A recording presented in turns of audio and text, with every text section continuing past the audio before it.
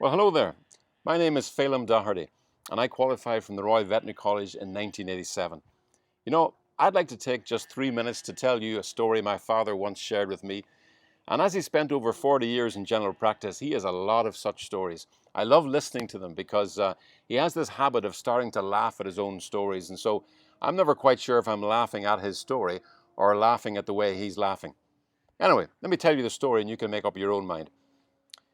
It goes like this. One day, he said, he was on his way to a call and he stopped to pick up what we would call around here a local character.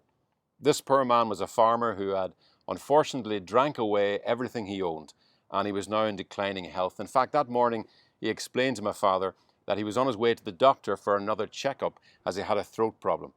Now, he then described a conversation that had taken place between himself and the doctor at his last appointment, and it went something like this.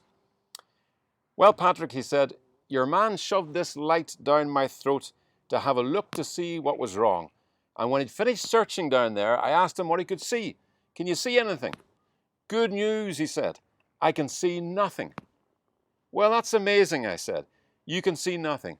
I've poured 60 acres of land down there, 50 head of cattle, and a Massey Ferguson tractor, and you can see nothing.' It was true. The poor man had literally liquidized his assets in spectacular fashion, and there was nothing left to see. Now, when you think about it, that's an interesting phrase the doctor used, isn't it? Good news, I can see nothing. Now, we all know what he meant. He meant, I can't see anything that shouldn't be there. Because strictly speaking, it isn't possible to see nothing. I mean, if there's nothing there, then there's nothing there to see. But let me leave you with a thought today. You and I were not made to be filled with nothing. We were not made for nothing. Our lives were made to be filled with something called love. And love only comes through relationship with others. Now, where's the proof that we were made for love, to love and to be loved? Well, I think each of our lives is that proof. For if we were all asked to name the high points of our life and the low, would we not each say that our greatest experiences of life were when we were with the ones we love? And the darkest moments of our life was to be parted from them. Looking back on life, were we not at our best when we were together with the ones we love? And were we not at our worst when we were all alone? You see, we were not made for nothing. We were each made for love. In fact, the gospel says that we were made for a certain type of love, more powerful than any other love, unconditional love. The love that doesn't love you according to how well you love back, but loves you as much on your worst day as on your best. That's the love that cried out from the cross, "Father, forgive them, for they don't know what they do." You and I were not made for nothing. We were not made to be filled with nothing.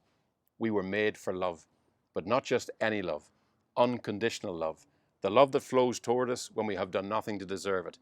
In other words, a love that doesn't stand back from us, waiting till we reach some sort of acceptable standard of behavior, but a love that comes to us, for true love always comes in person. Now, I said earlier that it shouldn't be possible to see nothing, but without this love in our lives, there remains in us an emptiness, a nothing that can be seen, because the presence of nothing in our lives causes such a hunger, such a thirst to be filled, that like our farmer friend, we will keep grasping for anything to fill that emptiness: career, status, money, property, relationships. The nothing within us can be seen. It's seen in the hunger, the thirst that never leaves us, the thirst to be loved unconditionally, even at our worst. I leave you with the words of Jesus to a woman who had multiple relationships. Drink what I'm serving, and you'll never be thirsty again. God bless you.